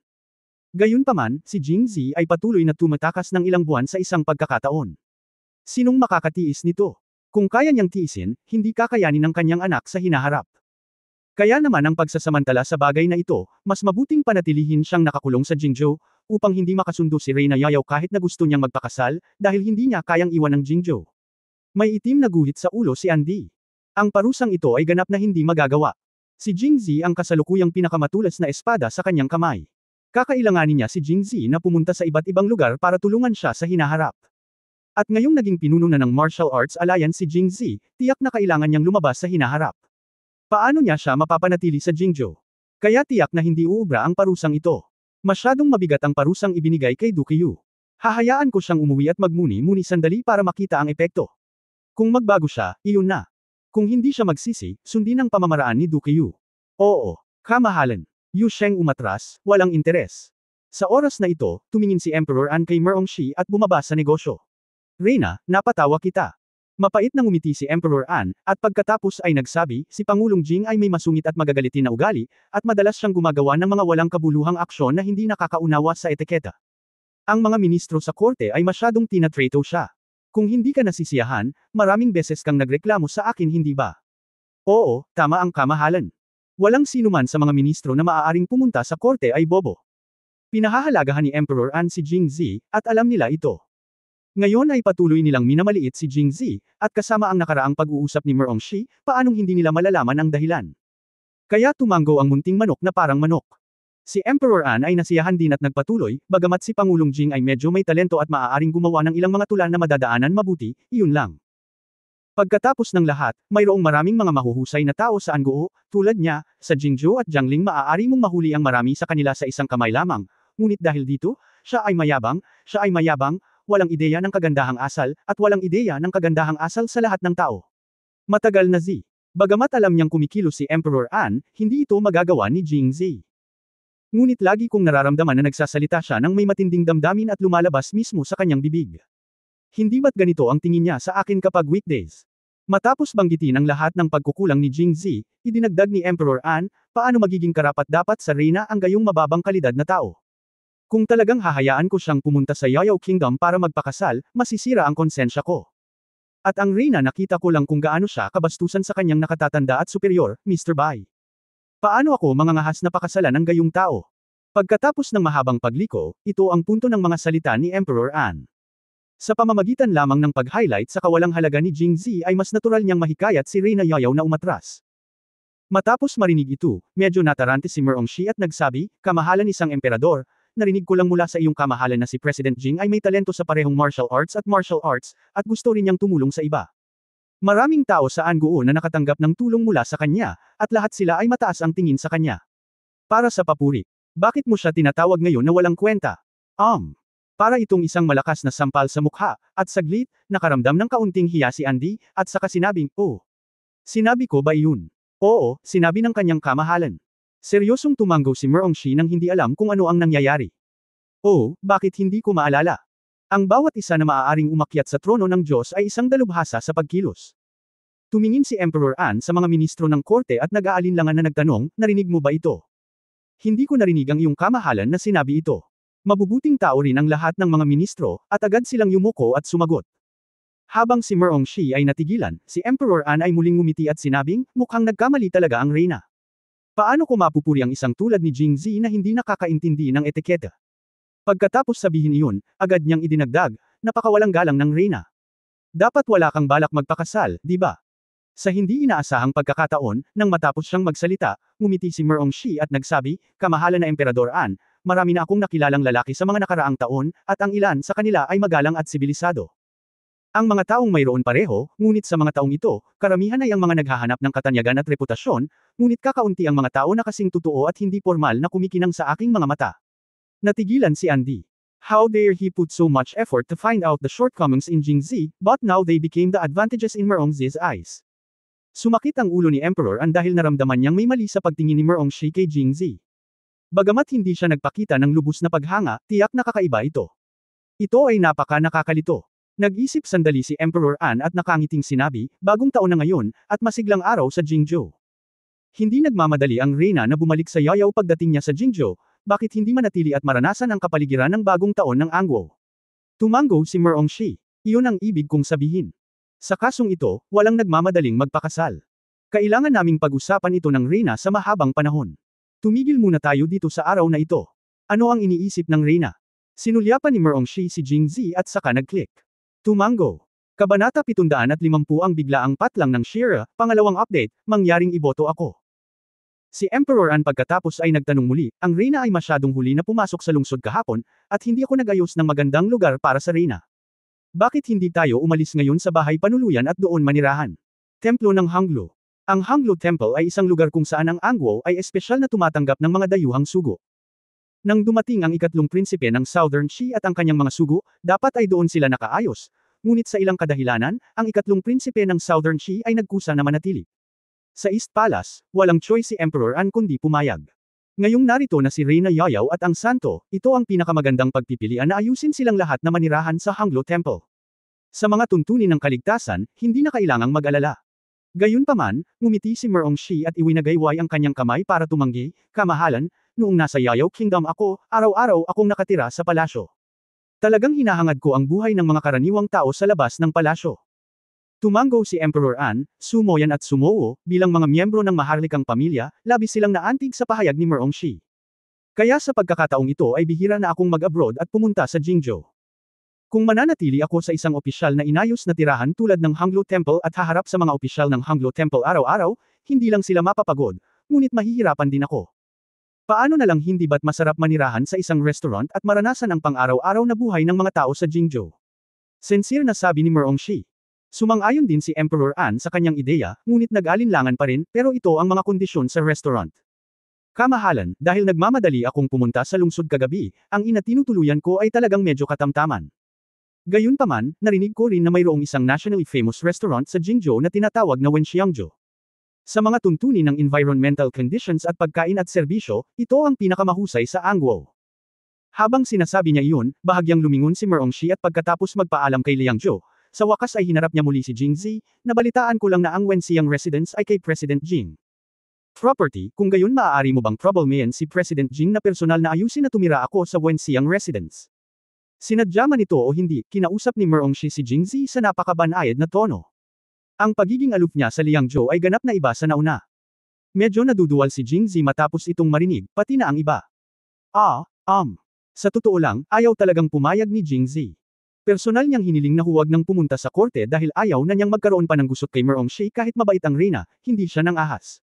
Kung papayagan siyang manirahan muli sa Wenxiang residence, hindi ba't mas magiging malalim ang gusot sa pagitan nila? Lumipat na siya, ngunit sino ang nakakaalam kung may gagawin pa siya mamaya? Pagkatapos mag-alinlangan, tumayo si Zhou Xining. Hindi na siya kailangang hanapin ng reyna. Aayusin ko ang paglipat sa Wenxiang residence. Tumingin si Zhou Xining kay Merongshi at mahinahong sinabi. Ito ang pinakatalentadong babae sa Jingzhou, si Zhou Shiren, tama ba? Tumingin din ng diretso si Merongshi kay Zhou Xining, at opisyal na nagsimula ang paghaharap ng dalawang babae. Mas mabuting huwag mo nang abalahin si Zhou Shiren. Dahil nandito ang tindera ng Wenxiangzhou, hindi ba magiging komportable na hanapin siya?